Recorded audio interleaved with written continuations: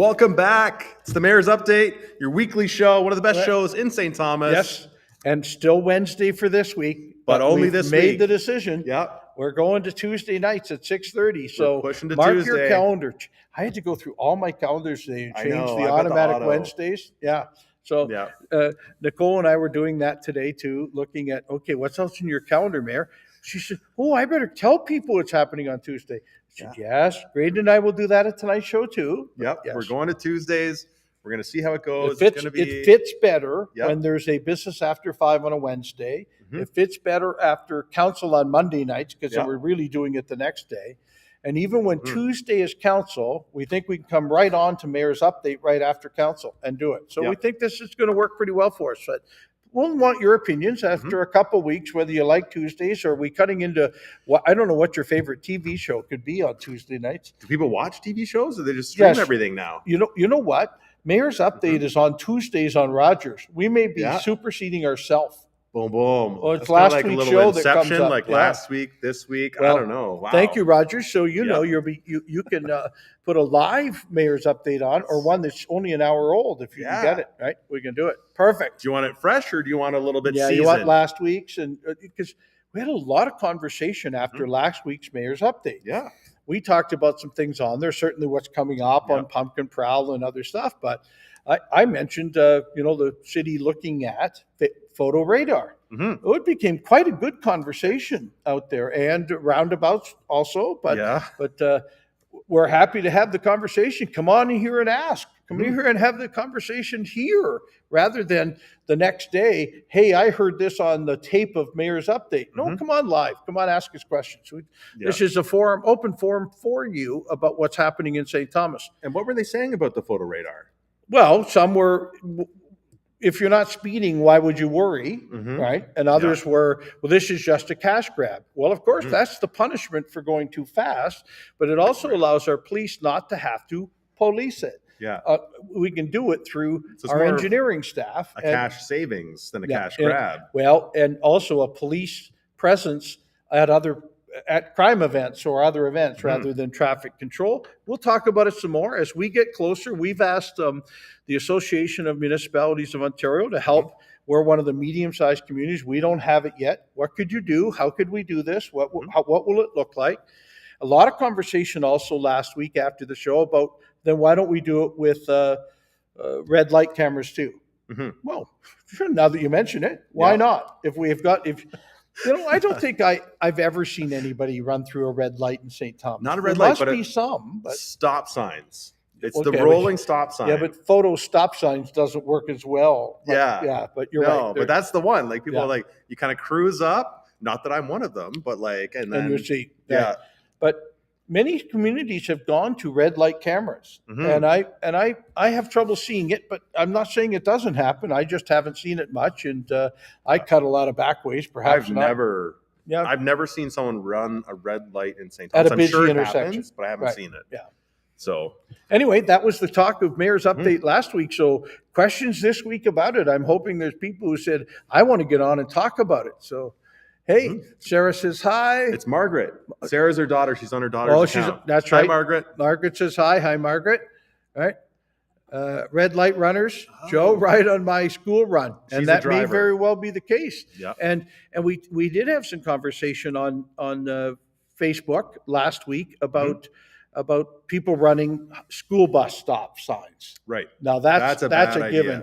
Idea. And I said I would reach out to our police. We talked about it at Police Services Board this morning a little bit, but it's really a reach out to the school bus owners and the school boards who buy the school bus services. If there's going to be cameras, they've got to put them on the buses, and then they have to be prosecutable, I guess is the best way to say it. If the stop sign is out and we can get a picture of a car passing a school bus, that better be prosecutable. So let's work towards that. I will do my best to help with that too, although it's not truly a municipal issue.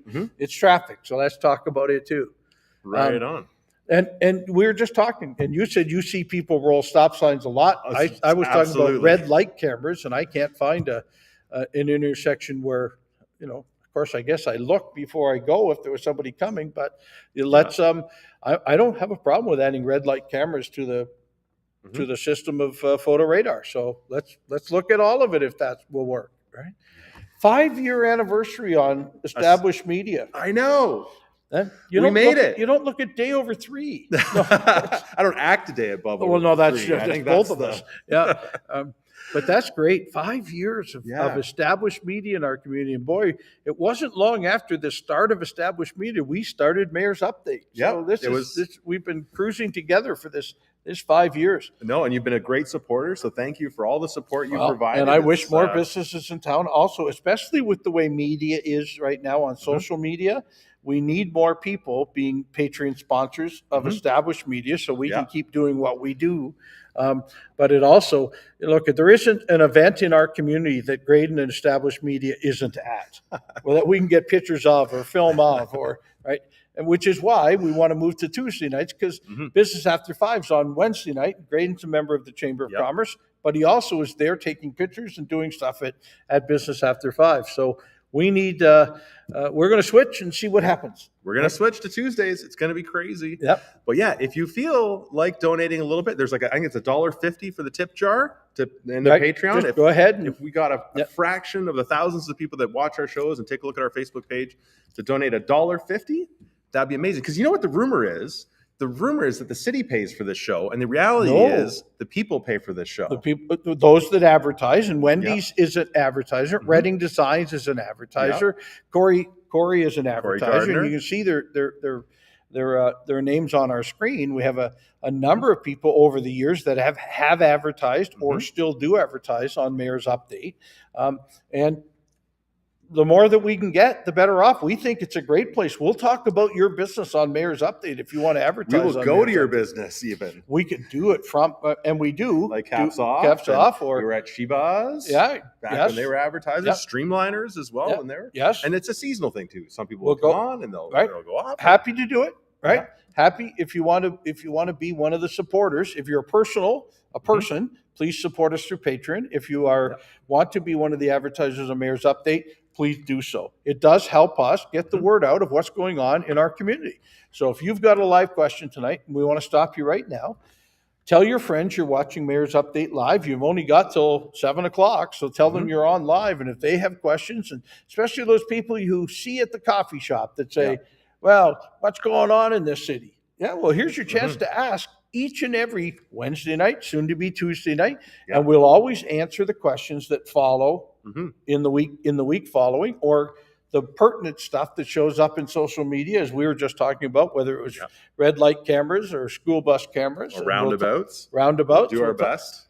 We'll do our best to get you answers on how what is working. I think I promised something else for this week too, and I don't. The Talbot Street bus. Yeah, and I saw buses running down Talbot Street today, and I don't know. I wanted to run out and see, is that a paratransit bus? Because from my office, I can only see the top of them. So I'm going to say they are, but if they're not, somebody please let me know so that I can check with transit tomorrow. There's still some of the layaways along Talbot Street kind of full of bricks and parking, what do you call those, cones medians and such. And that may be what was stopping us. I said last week, but we will make sure. And now I had a really lovely meeting with Andrew Brown, who's the new morning host of London Morning for the CBC this morning. Right. And we toured around St. Thomas, and it was really cool to get a chance. It's great that he came out to see St. Thomas. And I would hope he'll talk about St. Thomas on London Morning tomorrow. Right. I'll get a call from Mayor Morgan saying, hey, what are you guys doing? But perfect, right? We want the region to know about St. Thomas, and we've done a much better job lately, and certainly with Mayor's Update. But to have the host of London Morning out, it's huge. Way to go. Way to do it. Yeah, and we took a look at Jumbo, the Elevated Park, which is one of our hidden gems. Yes. And then just the different businesses just up How and are down the leaves? Gorgeous. Actually, when you get up on this is the right week to be up on the Elevated Park, to look out over the vista of Kettle Creek and how beautiful those colors are. We were up to the cottage last week, and we're really shocked how good the colors still were. Yeah. Now, the leaves are about a foot deep on the deck, so some of those very colored leaves have fallen off. So how are you getting rid of the leaves in your eaves troughs? Yeah, that's next week's job. We've got to make it for the winter, because as the snow hits that roof, we got to have clear eaves troughs. So Adam's up this weekend. I hope he's not watching Mayor's Update because he's the one doing the East Shop this week. I'll hold the ladder. I'm not as good at the top of the ladder as I used to be. Right. Well, I hear that happens. Yeah. Over time. Yeah. Moving up in this world. So we're just looking at some more questions here.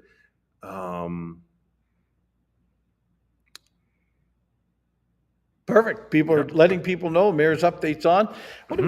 I guess the biggest event this week is one of the biggest events of downtown, even though we just had Oktoberfest. Right.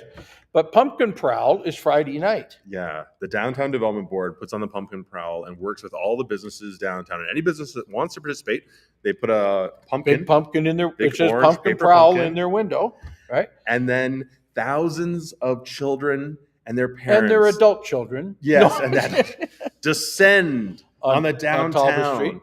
And you see everyone, the parents are dressed up, the kids are dressed up, and they're walking up and down from 5 to 8, and it's just incredible. Right, and it was thousands of them last year. So Rain come or early shine. because as people run out of candy and stuff, it's a great way to practice out your costumes a couple weeks before Halloween. Yeah.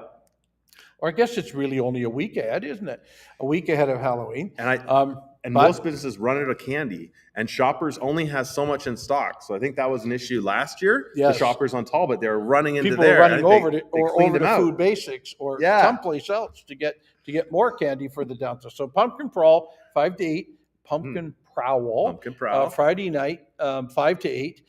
And City Hall is one of your stops. We've, in the mayor's office right now, there's about 50 pumpkins, right, that we're all decorating. Different departments of the city are decorating. They'll all be out in the front step, or some of them will be, those that are successful in the decorations. The mayor's attempting to do one. We'll see how that goes. Is it?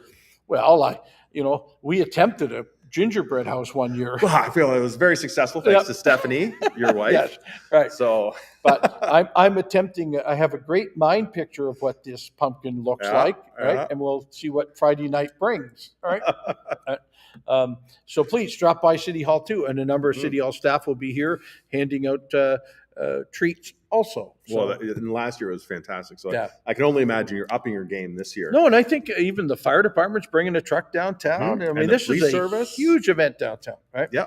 And then what's happening at council? What are the big hot topics this week? None. We don't have. It's the third week of the month, so there isn't a council. And Monday is like the fourth Monday or fifth Monday and so we don't have a council meeting till we get back. So you're basically scot-free. You can just hang out and that gives me a chance to do Pumpkin Prowl on Friday and head up to the cottage this weekend so Adam can do the East Shop and be back in time before anything big happens in the community. Yeah. Right? And we've got lots coming up in December. How's Indwell doing? Because I know they're planning to have the station, which is the new supportive housing building that's over on Queen Street. Right. They're looking to have it filled by the end of the month. I think we're fully stuffed. There's 45 units there, of course, and using the city's by name list on homeless, if we're not completely full, and it isn't like you can just open the doors and say, okay, 45 people, go find one. It's the by names list and who needs the room the most. And I think we've now, using our list, have put all 45 rooms to full. So that was the plan by the end of this month. So let's hope that's exactly what's happened. That's 45 more people who are on our homeless list who are now housed, now have a permanent place to live, with meals there too, and mental health and addiction supports on site, and a lot of other wraparound services. So we thank Indwell for that. We are now talking very seriously about the third and fourth Indwell buildings, and we think we may have some fairly quick surprises for you on when the next one is. We think we want to do this, but we can't yet tell you because it's a land deal that that has to come through. So and this is very exciting for people who don't know. We have about 100 people that are on the names list for people that are experiencing homelessness and need an apartment, and this third one will basically accommodate. We'll almost clear off that list. And although we're seeing some growth in that list of people who are having trouble now, not because of mental health or addictions, but because of a cost factor, can't afford the rent where they are. And so we're seeing some homeless that are based on on the poverty issue, and the supply of apartments in our community will help us with that demand, but it will take a couple of years to wash that out, right? Of making that work, but way ahead of communities around us from a by names list, getting people off the street, and especially before winter, we really look to do this as strongly as we can. Winters can be a bad time on the street, so we're trying to make sure our emergency shelter has all the space it can, and our permanent shelters like the lofts or the station are as full as they can be and have the right people in them. And what's the capacity for our homeless shelter right now? I think the inn could, about 30, I think, is the appropriate number. But I got to tell you, when it's a real cold night and there's somebody else at the door, we'll find room for 10 more or 15 more, whether it's in a chair sitting in the dining room area, but at least you're in out of the cold. And so it really depends on demand. And Brian and his team at the inn have been doing super jobs of trying to look at how to better structure what the rooms there can do, right? I'll tell you, one of the things that would be really good is to finish the Tiny Hope project, and that's to get the federal government to commit their money to the Tiny Hope project. There's 40 more buildings, and some of them are 2 and 3 buildings. And so for single moms or for families, smaller families, it would work, right? That's 40 more of off our by names list or sharing of another list that would come out of currently what the YWCA is doing or other structures in our community, and create openings for people to be there. Look, this is a community effort, and we need your help for all of it to happen. So look into any donations you can make through the YWCA, or if you can contact your representative. Would they contact Karen, who's our federal representative, or would they contact like the Liberal government? Look, make noise. It doesn't matter which. Karen's office will go talk to MP Fragasatos from London, who's in the government and is a parliamentary secretary for housing. We had him in our office here just last week talking about how we can help get that project done, plus other housing projects we have to do through Indwell. We'll just take federal help. It seems crazy because it's the best money for your dollar in terms of helping people get into homes. Well, the answer is it's oversubscribed. The last federal project was just absolutely oversubscribed by about twice as many people who needed money that got it. And a lot of Indigenous communities also got a lot of support that wasn't otherwise out there. So look, I always hate to say, well, we should have it and they shouldn't. And I'm never saying that. We should have it. If our projects are ready to go and in the book and all set to go, and the provincial funding's lined up, in our case, the city funding is lined up, then that should make it a better tick box. Let's get it done. Check the box, get it done. And the reality is everybody should be getting this funding for housing. Like nobody should be left on the streets in Canada at the end of the day, in my opinion. That's one of our priorities as a community that cares. Yes. Is to do that. Clearly, that's exactly what we need to do. And to tie in with that, the 100 People That Care. That's another project that's going on. Yes. And Stephanie and I have both become one of the 100 people who care. And I hope we get well past 100. I think last year we got pretty close to 200. And if we can get there in this community, that's just another sign. And for those who don't know what the 100 People Who Care is, from the Elgin Community Foundation does this. And 100 people in our community each donate $100. And that's $10,000 that can go towards projects, right? And I think Indwell was one of the projects last year, and Harvest Hands, right? And if we can get, the more people we can get involved in the 100 People Who Care, then the more money we can give away that night. And they come and they make a presentation, and everybody who was one of the 100 people or 200 people, if that's the case, gets to vote for their favorite. And through a democratic process, we pick who wins, right? And then they get the money, and everybody wins. Yes, and the community surely wins. Yes. Yeah. So that's going on. So mark your calendars for that. Yep. And then, well, then of course then we move into later in the fall. We certainly have early in November. We're still doing Horton Market Saturday. So this Saturday and November 4th, right, are all the way to November 4th is Horton Markets, but now we're starting to see some other Christmas or winter markets pop up, and we'll we'll do our best to share with you what else there is. Lots going on. And then you know what else happens? Some of the rest of the favorite time of the year is the church bazaars and the church bake sales, and every Saturday you can make a whole route of places to go shopping. Yeah. Right? So lots of that happening too. Coming up in early or mid December, we've got the tree lighting, the light up downtown. Yeah. The Santa Claus parade on the 18th on the Saturday night, right? The songs of Christmas. Prepare your voices. We'll all be singing as the floats go down the road, and marching bands help us with the music. We've got Seniors Got Talent coming up as well, which I think all the tickets are sold out for. Yes, at the senior center.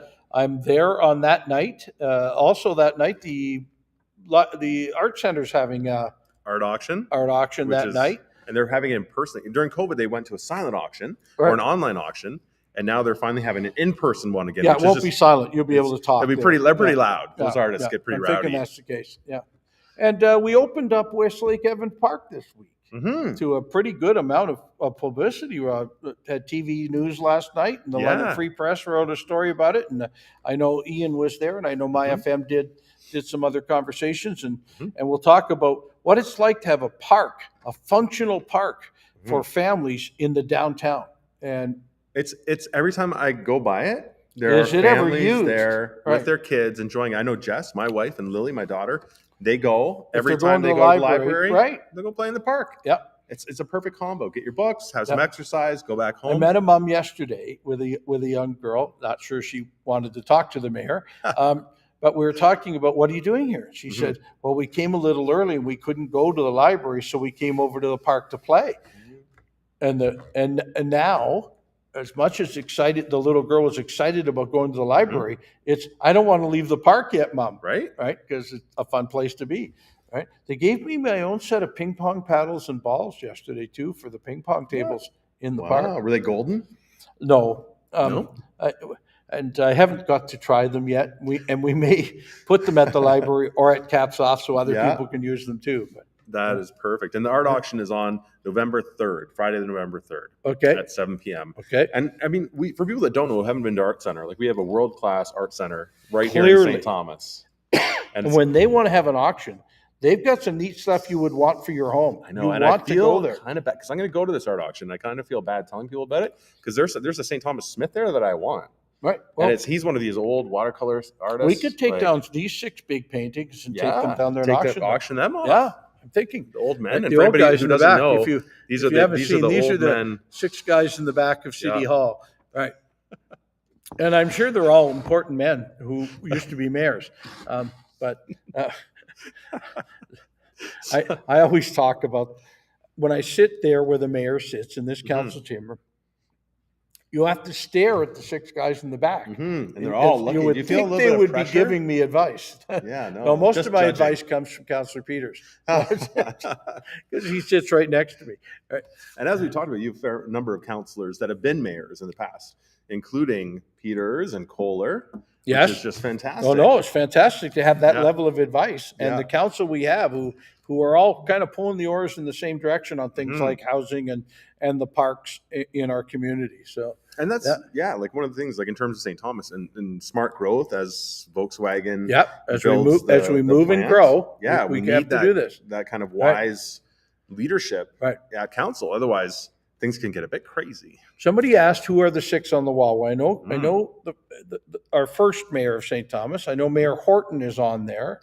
Right? Horton's over on the side. He's on this one. Okay. Yeah. And they're former mayors, and there is lots of folklore as to where these pictures were found. And I heard they were hidden away in a wall, just like the painting of Dorian something Gray. Like that. Yep. They were found during a renovation. Right. And so they said, let's put them up. But why were they sealed in the wall? Well, what did nobody wanted them then either. No. The next time we have Councillor Peters on, he can tell us that whole story. Right? That's a better way to do it. Right? Absolutely. And Margaret Knight is saying the new Vision Bazaar is on October 28th, which is this Saturday. Yes. So some of the bazaars are starting. That's really quite strange. Where...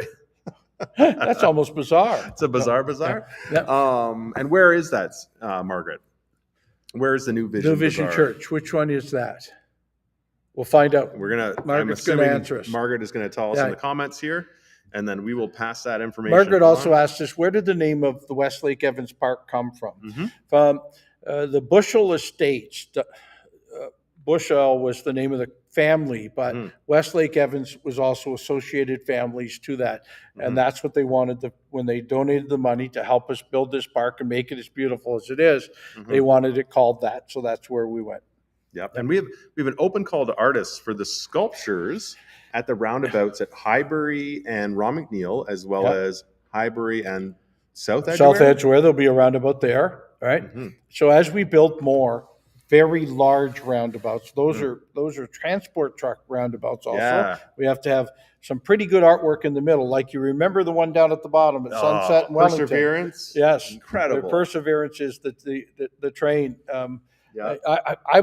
We duplicated that, we wouldn't go wrong. But let's come up with new thoughts as to big pieces of art we can do. Yeah, it makes our city certainly. And we talked a lot about murals this week too. So that type of art in our community really makes us a more vibrant place. It's exploding. And it looks gorgeous. Yeah, it's so fun. And you do the mural tour through Railway City Tourism, so you can find it on a map, and then you can go to all the different murals throughout. Yes. What's really cool is if you start in the morning, you can take your pictures as the sun is rising and hitting those murals that are east facing, and then in the afternoon, so they're so spectacularly bright and colorful. Yeah. When the sun is shining them.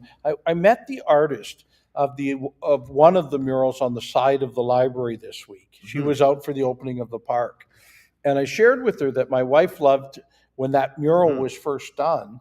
She would come and do TikTok and dancing in front of that mural. It was one of her favorite things. It was really good for her bipolar, was to come out and do this.